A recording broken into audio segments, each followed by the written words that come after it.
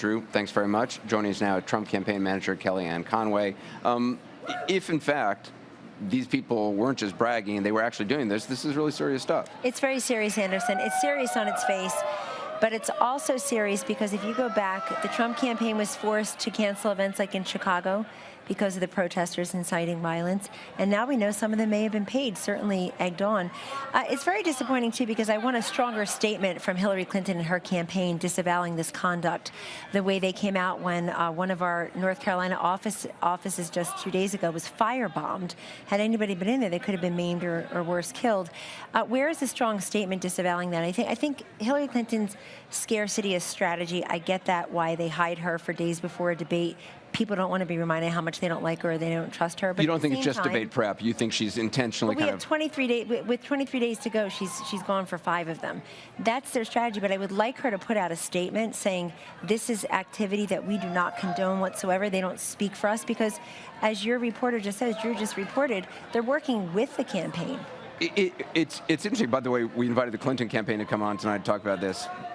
I'm sure no. I'll take their spot. Okay, right. It's also interesting to me that Bob Creamer, this guy who I don't know, would use the term, this is just barroom talk. I mean, right. It's kind of hypocritical for Democrats to be attacking Donald Trump for what he described as locker room talk and say, well, it's not just locker room talk. And then for them to use this term, oh, this is just barroom talk. Well, that's right. And all these emails and FOIA requests, by the way, not just WikiLeaks revelations, really bring us back to the same point. You know, Hillary Clinton surrounds herself with people who, when they're not spewing anti-Catholic bigotry, they're worried about what is in her core, what will her message be, can she find her voice? This woman's been finding her voice for 30 years. Then we see in FOIA requests the fact that you have collusion between the FBI, the State Department, the Department of Justice. The State Department is being used as a concierge for foreign nations, for favored donors. The 200,000 victims of the Haiti earthquake in 2010 have to wait a little bit longer for help because the State Department is trying to figure out who the friends of Bill Clinton are, should get the contracts. I mean, this is terrible. You don't want these people running the government. And then, of course, we know how she feels about people when nobody's looking. Deplorable, irredeemable. Bernie Sanders voters are basement dwellers. How she did apologize for saying half. Only because she was caught. Well, I'll leave that up to voters to decide. How much do you want to hear from Donald Trump tomorrow continuing to prosecute the case against Hillary Clinton as he did in the last debate? It's all I want to hear. Donald Trump, is it really? It's all I want to hear. Donald Trump is best when he's on the issues. I mean, we've got them more. But those aren't necessarily issues. Those are character. I mean, well, do you want character, but policy? It's also, I'm sorry, Andrew, excuse me. Yes, it's both. It's prosecuting the case against somebody who has been in government or in public life for 30 years and is calling that experience and seasoning. Experience isn't always necessarily a benefit. It's always not necessarily a good thing.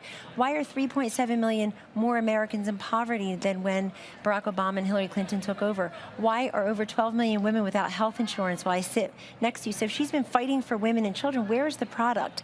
So you've got to prosecute that case against her, too.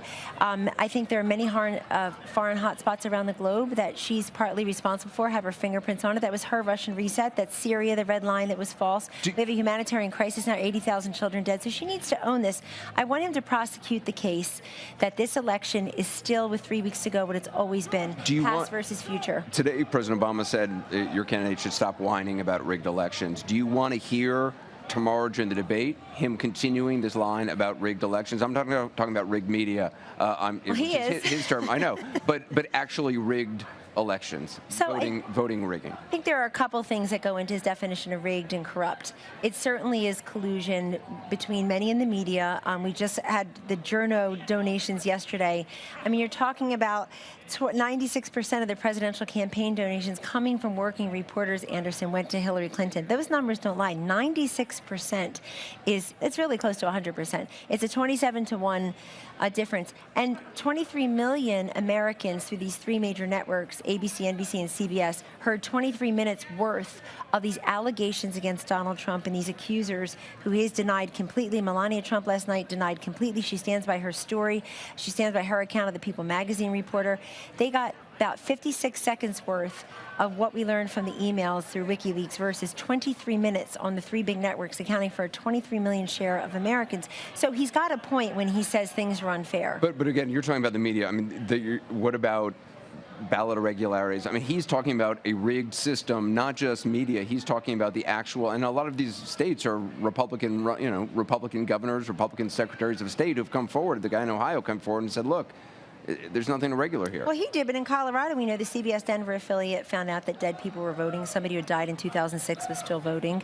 You see right here, dead people were registered to vote in Virginia. We know that goes on. Right, but you know that a Loyola study, which shows like a couple of dozen examples out of billions of votes cast. We can compare our studies, but I think Mr. Trump's point is the same, where if you already feel like the system is against you because you're trying to challenge the system. What study do you have that shows otherwise? Well, we have a bunch of studies where they're right here, actually. I can hold them up or I can read them. But his point is the same, which is that in a country, a government that was supposed to deport 800 criminals who were here illegally hit the wrong button and gave them citizenship and they stayed instead of being deported. The same government that runs ridiculous there's certainly malfeasances like that. Right. I mean, there's a famous Pew study which has shown a lot of people are on the rolls who are deceased, things like that. But that doesn't mean that those people are being used to vote, that it's actually resulting in voting irregularities. It doesn't mean that they're not. And, absent widespread fraud and irregularities, we will, of course, accept the result of the election. And maybe you will. Because we're going to win it.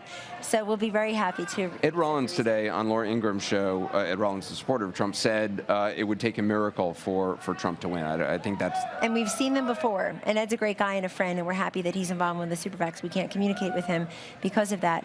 And he knows, he's seen this before because he worked for Ronald Reagan, who was dismissed by people and was behind in the polls in October. So you believe that there are people who are, not represented in the polls? Or that? I do believe that. I can't find a single hidden Hillary vote in the whole country. I mean, they're all out and, holding their signs up here behind you tonight.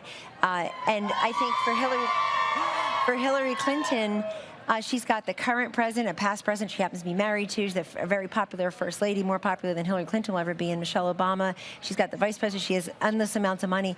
And as I tried to say to you last week on your show, Anderson, why can't she get to 50% and stay there anywhere?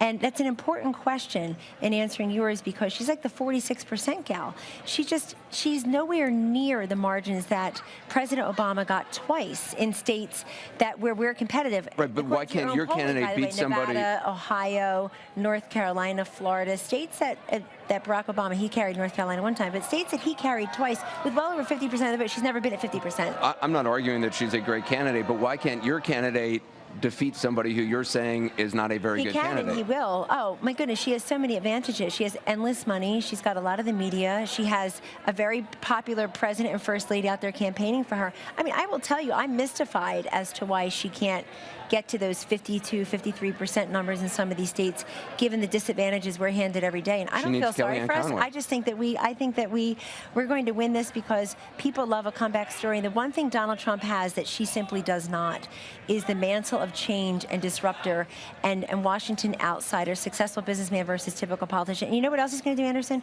He'll continue to campaign. We get criticized a lot. He's doing rallies. Will those people vote? Will the people who stood in the rain for 4 hours to see him at a rally, sometimes today in Colorado, they were overflow. You know they're going to vote. We shall see. And I think they're not all counted in the polls. 3 weeks from now. Kellyanne Conway. Thanks for having me. Good to have you on. Just ahead.